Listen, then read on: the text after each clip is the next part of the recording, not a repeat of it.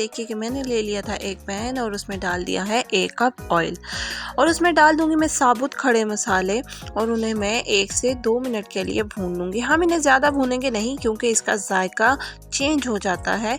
और यहाँ पे मैंने भूनने के बाद 1 सेकंड के लिए ज़ीरे को भी भून लिया था। ज़ीरे को ज़्यादा नहीं भूनना।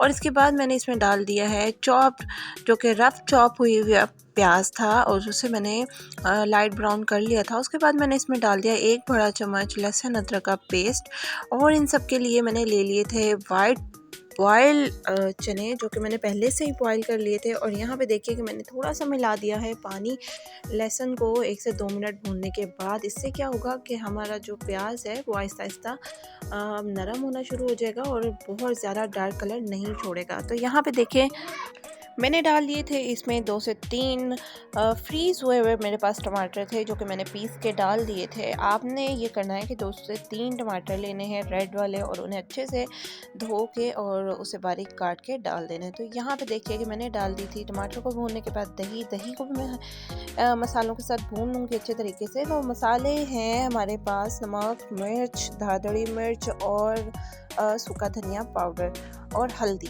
तो इन सबको 1 से 2 मिनट के लिए मैं अच्छे से भून लूँगी और जो दही के लम्स होते हैं वो ख़त्म हो जाएंगे और जो ऑयल होगा ऊपर आ जाएगा, तब पता चलेगा कि हमारा मसाला अच्छे से भुन गया। तो यहाँ पे देखिए कि मैंने 2 से 3 छोटे साइज़ के जो आलू होते हैं उन्हें मैंने बॉईल कर लिया था अच्छे तरीके से और यहाँ पे मैं उन्हें 3 से 4 मिनट के लिए अच्छे से मसाले में भून लूँगी।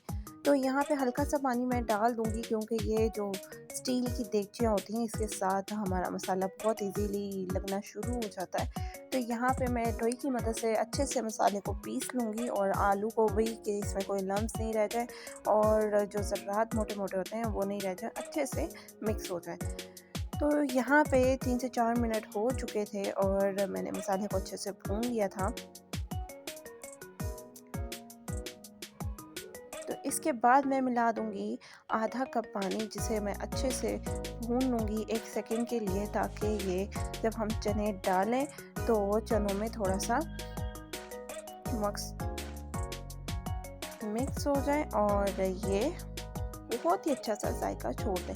तो चने डालने के बाद भी मैं इसे 5 मिनट के लिए भून लूँगी ताकि चनों में जो अच्छे से मसाला मिक्स हो जाए और इसका जायका बहुत ही प्यारा आ जाए। तो चने भूनते हुए बहुत ही प्यारी सी खुशबू आ रही थी। मैंने कुछ भी आर्टिफिशियल इसमें ऐड नहीं किया।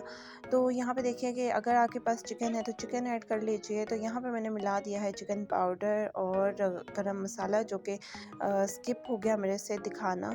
तो यहाँ पे 1 चम्मच मैंने गरम मसाला और 1 चम्मच काली मिर्च पाउडर डाल दिया था और उसके बाद हरी मिर्चें डाल के इसे मैंने अच्छे से और मज़ीद 5 मिनट के लिए भून लूँगी ताकि अच्छे से मसाला सारा भुन जाए और प्यारी सी खुशबू आ जाए।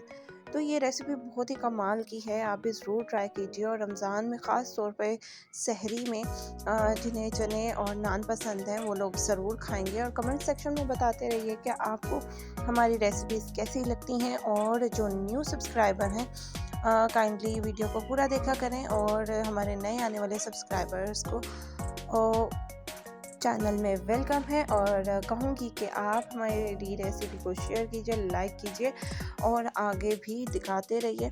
और यहाँ देखिए कि चने बहुत ही मज़ेदार से, और जितनी ग्रेवी आपको चाहिए उतनी आप बनाएं। और बहुत ही मज़ेदार से चने हमारे बन के तैयार थे। इसकी तरी जो कि आपको नज़र आ रही है, जैसी आप चाहें रख सकते हैं। तो यहाँ पे मैंने इसमें एक नई चीज़ ऐड कर दी कि मैंने इसमें डाल दिया बॉयल एग, जो कि हमेशा अगर आप बाज़ार जाएँ तो आपको मिलते हैं और थोड़ी कॉस्टली हो जाता है आपका। यही आप अगर घर पे बनाएं तो बहुत इजीली, बहुत ही कम कीमत में आपके घर के पड़े हुए मसालों में आपके लिए बन के तैयार हो जाते हैं। तो दीजिए इजाज़त और रखिए अपना ख्याल और हमारी वीडियोस को करते रहिए लाइक, सब्सक्राइब और शेयर। दीजिए इजाज़त। अल्लाह हाफ़िज़।